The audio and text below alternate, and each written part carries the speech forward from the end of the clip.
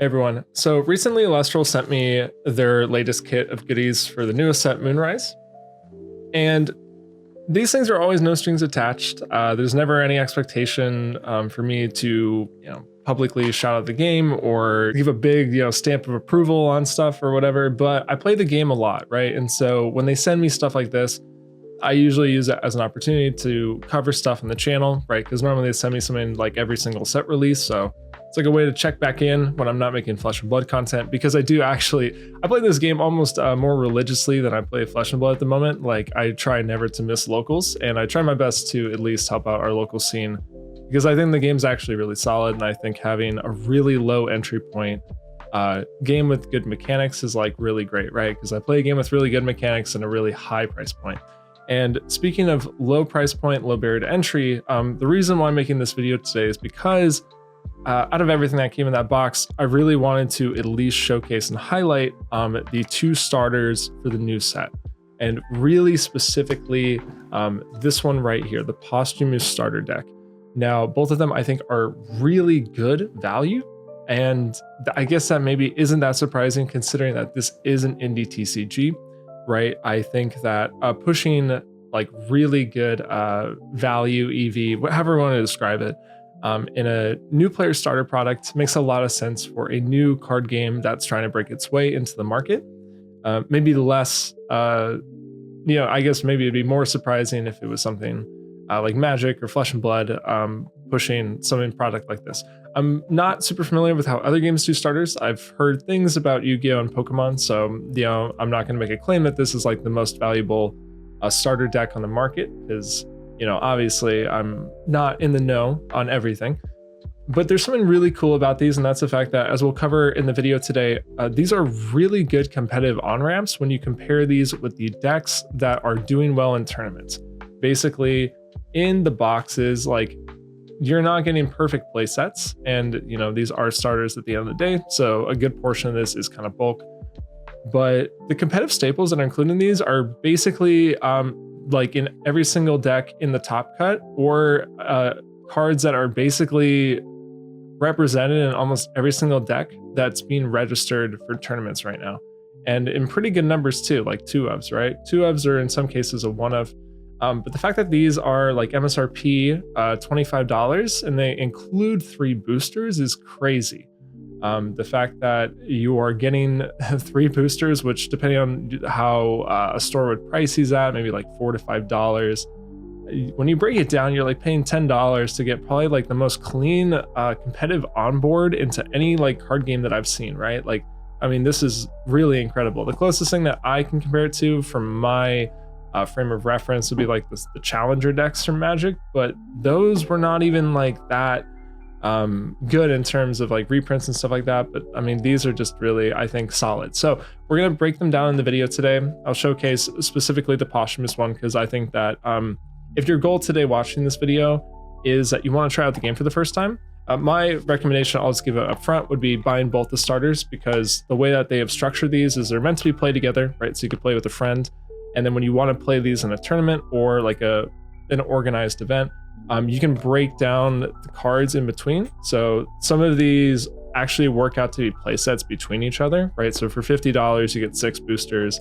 and then you can pretty much piece together a pretty competitive deck, especially considering that Lunar is like a meta defining deck right now. It's just kind of clean if you put the two together.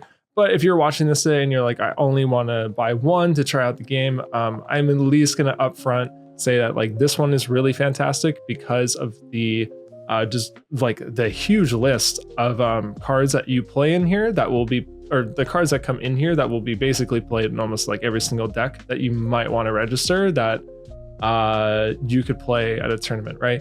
So this will go like pretty far in terms of you buy this, you play it, you're like, oh, I want to upgrade, and then play like a deck that's been doing well at a tournament. You have a lot of your work cut out for you, surprisingly, all packed in this one tiny starter. On the side of the deck box here, we have the full list of cards that are included. We also have a how to play QR code. The contents are going to include 3 boosters, of course. I think this is really great for new players, especially in a new player product. You have the chance to open up something that you might use, or a really nice chase card that you could trade for something you might want to upgrade. And then once we crack open the box, we have a nice couple inserts, right? We have a spin down with the set symbol. This is really fun nostalgia for me as a Magic player. It reminds me of like pre-releases, stuff like that. We also have a complete how to play in a physical booklet, which I think is a really fantastic include in addition to the video that they have on their channel on how to play the game. I think just having both of those to reference is really nice for new players. And of course, finally, we have the actual physical starter itself. And like we said previously, $25 MSRP for this. The actual starter itself is going to be a 40 card constructed deck with your 20 card spirit deck. So that's like a mix of your life total as well as your resources for the game. Actually cracking open the deck itself, this is based around Posthumous. Lunar is like a pretty controlling element. It plays a lot of board control. But because it's a starter and they have the premier card on the box, a lot of the deck is focused around getting to essentially ramp into Posthumous.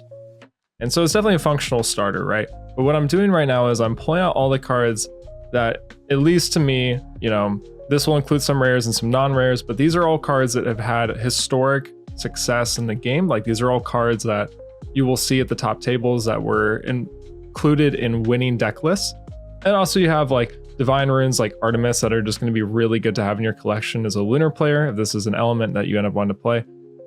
Ambrosia is like the only one that's kind of a miss here, only having one copy in the starter. If you buy both starters, you end up with your playset, but regardless, Ambrosia is pretty easy to get those last two copies.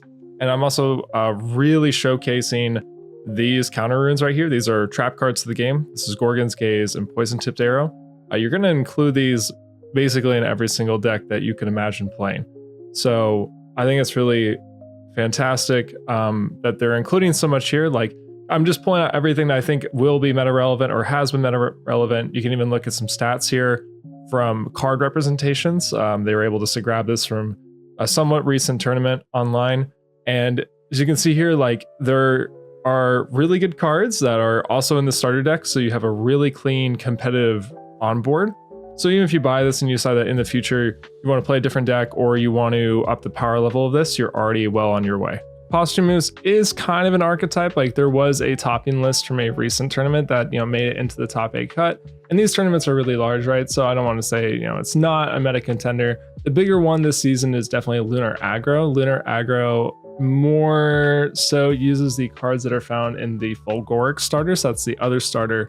But the only thing is that some of the staples, right, that you would want to play in this deck are mostly in the Posthumous starter.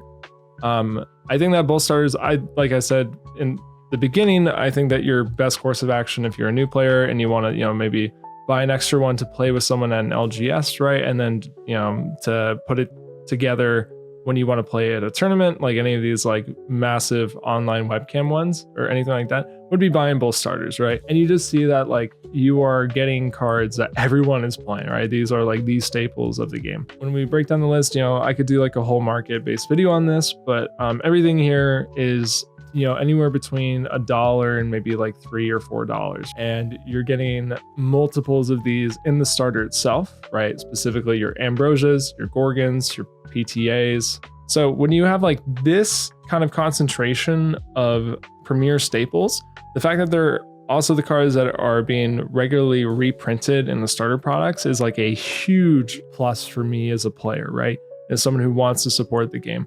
Because if these were being pushed into like really limited print run products and things like that, this would be a huge issue. But the fact that like I've seen every single card here included either in a starter or printed as a common or an uncommon, I think is really important to me.